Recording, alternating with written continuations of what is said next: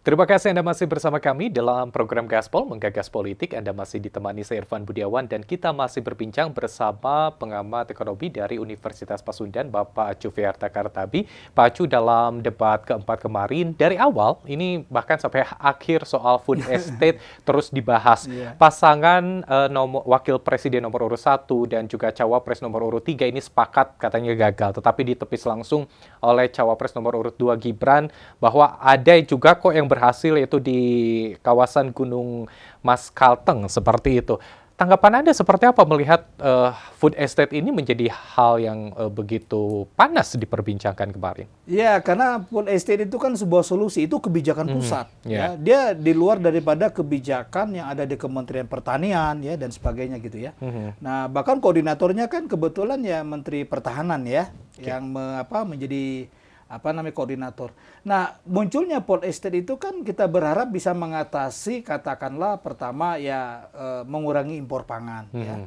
Kemudian juga bisa memanfaatkan tanah yang kita miliki untuk membangun industri-industri pengolahan ya begitu ya. Nah, tetapi kalau kita lihat dengan dana yang kabarnya sudah keluar 5 triliun ya. Nah, dengan hasil yang ada saat ini tidak sebanding lah, Kang Irfan ya. Jadi saya sependapat juga kalau bisa dikatakan gagal begitu ya. Dari sudut pandang ekonomi, kalau saya menilai sederhana. Ketika saya melakukan sebuah program investasi dengan segala kemudahan, saya kan pemerintah nih, tidak ada kendala pupuk, tidak ada kendala regulasi, harusnya bagus dong, kan gitu ya. Apalagi kan lahan itu saya kira lahan yang cukup luas ya begitu ya. Nah, tapi ketika itu tidak ada hasil yang wah dari sebuah regulasi yang diberikan privilege khusus, maka saya katakan gagal. Dan itu sudah dikonfirmasi oleh Gibran, betul tidak semuanya gagal kan gitu. Berarti kan tidak semua itu banyak gagalnya atau banyak berhasilnya kan gitu. Saya melihat lebih banyak gagalnya, Kang Irfan. Ya, jadi sehingga ya kita tahu lah wacana yang berkembang di masyarakat, banyak sekali pemberitaan menyangkut food estate. Nah, tentu ya ditanam ubi kayu keluarnya jagung gitu ya. Dan banyak laporan investigasi. Saya kira kan pemerintah gampang, tinggal dipublish saja. Berapa investasinya, itu dijawabnya dengan data harusnya. Nah, ini tidak dijawab dengan data begitu ya.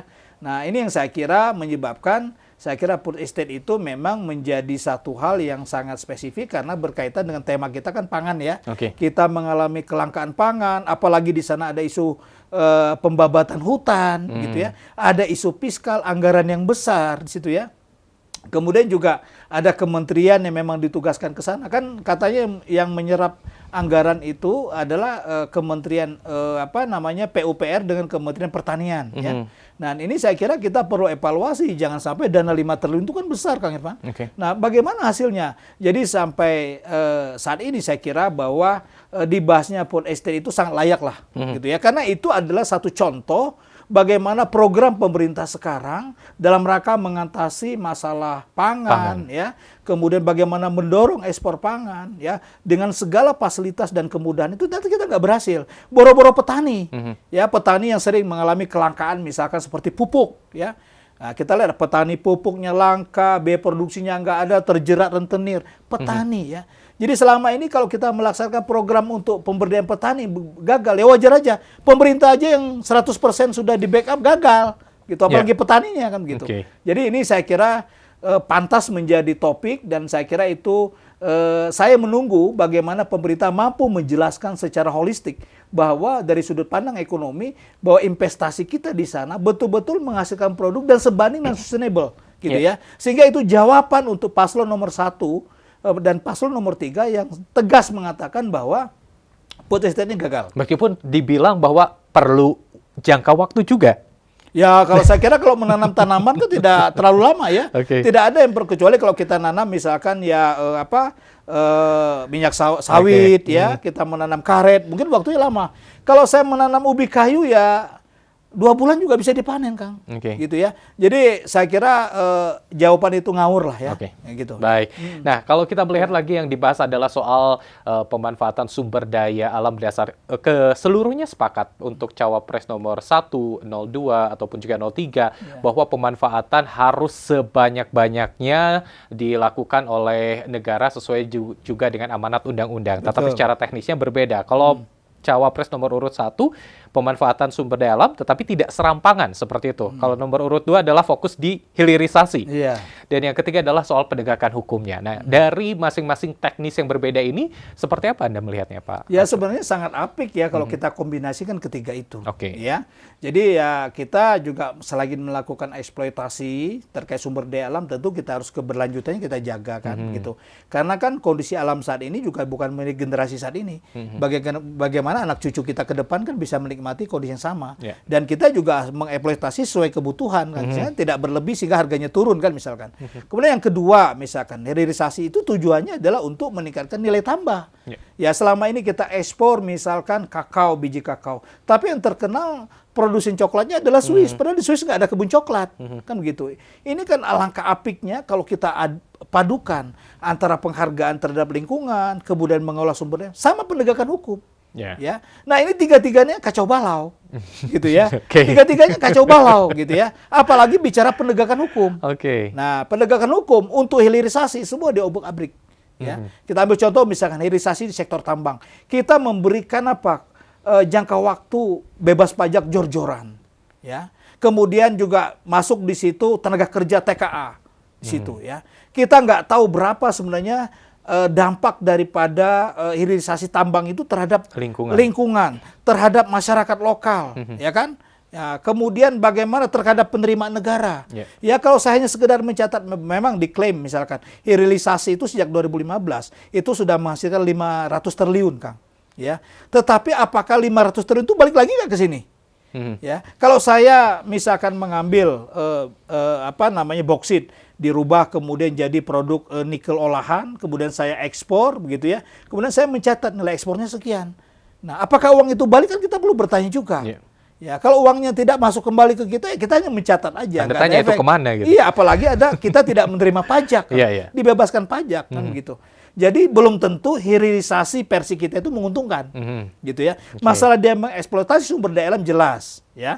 Masalah itu nilai tambahnya meningkat jelas. Tapi kan harus ada efek terhadap ekonomi Indonesia. Pertanyaan saya, apa efeknya terhadap ekonomi Indonesia? Berapa impactnya terhadap penerimaan negara?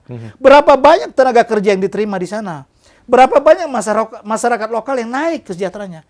Kemarin kita lihat konflik masyarakat buruh antara TKA dengan tenaga kerja kita, ya. Nah, itu kan jadi persoalan. Itu tidak pernah diinvestigasi secara serius. Ya, sehingga kemudian saya kira itu menjadi amburadul ya, gitu ya. Jadi ketiga teknis untuk pemanfaatan sumber daya alam ini sebetulnya bisa dikolaborasi tadi masing-masing, dan itu menjadi yang bagus. Kemudian siapapun yang bisa mengkolaborasikan itu yang paling bagus. Di sisi lain tadi kita juga berbincang soal keberlangsungan seperti itu, terutama soal keberlangsungan pembangunan berkelanjutan seperti itu. Seperti apa kalau Pak Acu melihatnya dari calon wakil presiden ini yang betul-betul fokus soal keberlanjutan pembangunan ini? Ya, sebenarnya sih ya, kalau kita melihat rencana dengan action ya. Saya melihat misalkan paslon nomor urut 1 kan baru rencana ya. Nah, artinya mungkin saya bisa meraba-raba, oh mungkin kalau Anies itu waktu di DKI ya. Ya, saya kalau lihat di DKI ya lumayan lah ya, penghargaan terhadap lingkungan, pengelola lingkungan dan sebagainya gitu. Dan itu sudah diperdebatkan di debat pertama ya, terkait dengan kondisi pencemaran udara ya. Kemudian yang kedua terkait juga dengan tata kelola lingkungan ya, kita lihat. Ya, program-program itu ya harusnya diangkat lebih dominan lah begitu ya. Nah, saya melihat bahwa di zaman Pak Jokowi ini persoalan-persoalan lingkungan itu kurang nampak, kurang muncul ya. Sehingga kemudian saya agak khawatir bahwa ya itu tidak hanya sebatas ya janji-janji kampanye ya. Kemudian yang ketiga ya, sebenarnya kan saya kira Mahfud MD kan punya kewenangan ya. Mungkin Mahfud hanya bagian kecil dari orang yang ingin melakukan perubahan mungkin ya. Sehingga kemudian dia frustasi sendiri. Padahal dia kan Menko Polhukam, ya, dan kemudian dia mengkoordinasikan Kementerian Hukum dan sebagainya. Harusnya saya kira regulasi-regulasi ini bisa lebih terbuka lah ya. Ya, saya kira Mahfud kan baru bicara juga setahun 2 tahun kebelakangan. Itu pun yang banyak dibahas misalnya terkait rekening gendut, transaksi yang mencurigakan dan sebagainya. Jadi saya kira ya Mahfud tidak lugas ya. Oke. Saya kira dia paham persoalannya, tetapi dia nggak punya tim di pemerintahan. Ya, sehingga saya menyebut bahwa mungkin ini persoalannya ada di pucuk pimpinan. Oke. Ya, Dan ini waktu untuk Mahfud untuk mengeluarkan dan ini semuanya saya kira ya. Mahfud mengeluarkan curhat begitu ya, dan ini mungkin juga menjadi satu harapan buat masyarakat gitu. Oke, baik, menarik sekali. Dan pemirsa, nanti kita akan membahas juga banyak singkatan yang juga kembali hadir di debat Cawapres kemarin. Kita akan bahas juga soal green inflation, lalu juga ada beberapa hal lainnya yang juga cukup menarik dan cukup viral. Kita akan kembali dalam program Gaspol Menggagas Politik.